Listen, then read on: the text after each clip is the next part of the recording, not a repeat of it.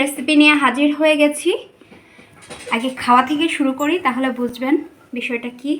তো এই হচ্ছে আমাদের রান্না করা মটর ডাল দিয়ে কচু নিয়েছি, সাথে নিয়েছি হচ্ছে এক টুকরা পেঁয়াজ, এক টুকরা লেবু, একটু বোম্বাই মরিচ। এবার আম্মু এটাকে মাখাবে।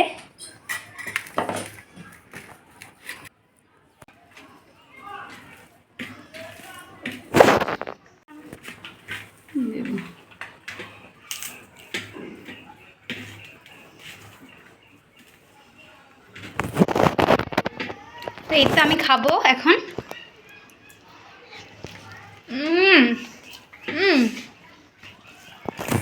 বরাবরের মতোই অসাধারণ খেতে। তো অসাধারণ খেতে যে রেসিপিটা লাগছে সেই রেসিপিটা তো দেখে না অবশ্যই বাঞ্ছনীয়। চলুন দেখে নেওয়া যাক। আসসালামু আলাইকুম। আজকে আপনাদের একটা দারুণ জিনিস রান্না করা শেখাবো। সেটা হচ্ছে প্রচুর ডগা এবং শাক কীভাবে ডাল দিয়ে রান্না করবেন। এখানে আমরা কিসের ডাল ইউজ করতেছি আম্মু? মটর। এখানে আমরা মটরের ডাল নিয়েছি। সেই ডালটাকে এখন ভেজে নেব, মানে শুকনো খোলায় ভাজবো।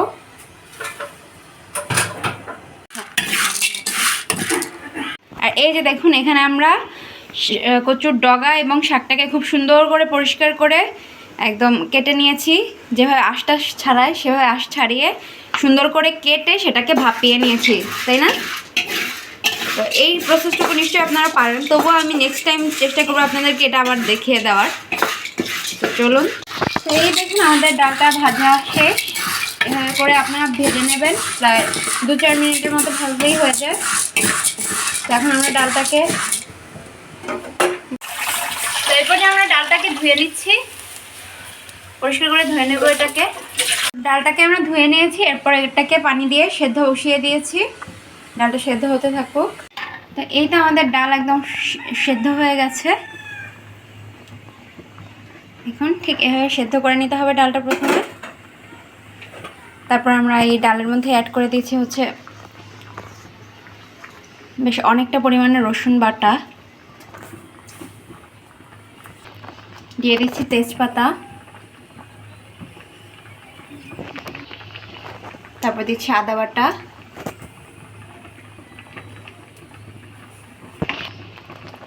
এবার অ্যাড করে দিচ্ছি হচ্ছে হলুদ গুঁড়ো, মরিচের গুঁড়ো, স্বাদ মতো লবণ, তেল। বেশ অনেকটা পরিমাণে তেল দিয়েছি আমরা এখানে।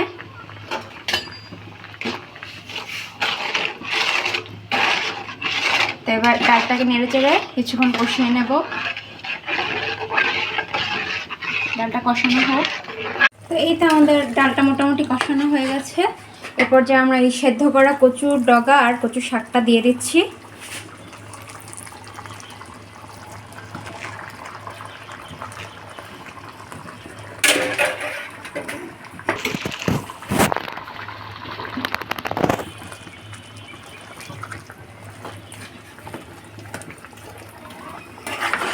শাকটাকে ডালের সাথে মিক্স করে শাকটাকেও কষিয়ে নেব।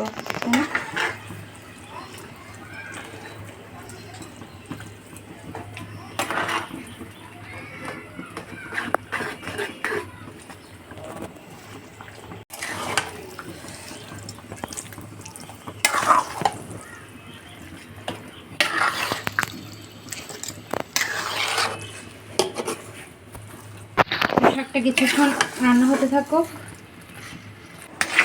তো দেখুন শাকটার বর্তমান অবস্থা একদম কষাতে কষাতে শুকনো শুকনো হয়ে গেছে, মানে শাকের ভিতরে নিজস্ব পানি বের হয়ে সেটাকে আমরা একেবারে শুকিয়ে ফেলেছি।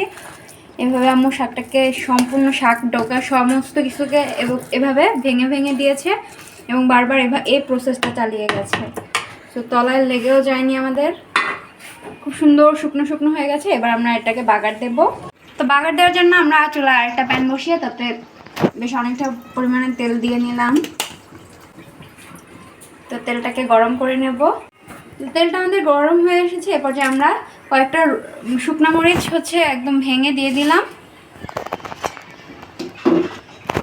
তারপর দিয়ে দিয়েছি হচ্ছে কতগুলো কাঁচামরিচ, পেঁয়াজ কুচি, রসুন কুচি,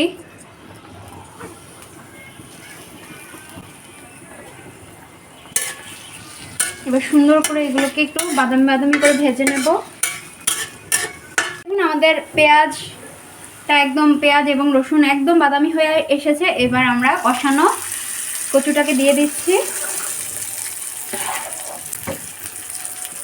এভাবে যদি কচু কিংবা কচু শাক রান্না করেন, আসলে এটা যে কি পরিমাণ খেতে ভালো লাগে সেটা আপনি না খাওয়া পর্যন্ত বুঝবেন না।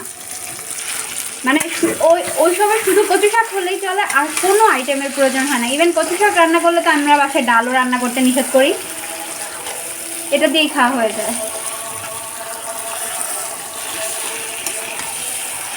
তো কচু শাকটা দিয়ে আমরা একদম ভাজা ভাজা করে ফেলবো, নাড়তে নাড়তে একদম শুকনো শুকনো ভাজা ভাজা হয়ে এটা কালার চেঞ্জ হয়ে আসবে। তো হতে থাকুক ভাজা ভাজা। তো এ পর্যায়ে আমরা দিয়ে দিচ্ছি হচ্ছে জিরা এবং গরম মশলাটাকে শুকনো খোলায় টেলে সেটাকে এভাবে গুঁড়ো করে নিয়েছি, ভাজা মশলার গুঁড়োটা সেটা দিয়ে দিচ্ছি বেশ খানিকটা।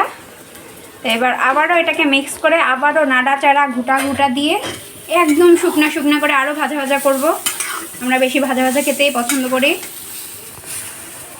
বললাম না, সম্পূর্ণ কালার চেঞ্জ হয়ে যাবে, কালচে ভাব চলে আসবে।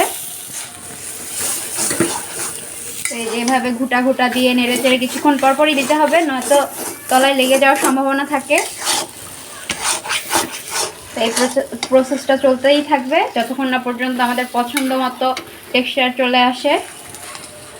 তো চলুক। এই দেখুন আমাদের রান্না একেবারে কমপ্লিট, খুব সুন্দর করে শুকনো শুকনো ভাজা ভাজা হয়ে গেছে। দেখুন কালারও চেঞ্জ হয়ে গেছে। তো এভাবে বানিয়ে ফেলবেন, দেখলেনই তো। এভাবে বানালেই টেস্টটা হবে। এক টুকরো কাঁচা পেঁয়াজ, সাথে একটু, আমার এখনই জিভে পানি চলে এসেছে বলতে না বলতে, গরম ভাত আর হচ্ছে এই কচু। আহা, খেতে যে কি ভালো লাগে। গরম গরম ভাতে খাবেন। এই প্রসেস ফলো করলে অবশ্যই মজা হবে। আর আমাদের রেসিপি ফলো করলে আমাদেরকে জানাতে ভুলবেন না। লাইক, কমেন্ট, শেয়ার এবং সাবস্ক্রাইব করে পাশে থাকবেন। ভালো থাকবেন, সুস্থ থাকবেন। আল্লাহ হাফেজ।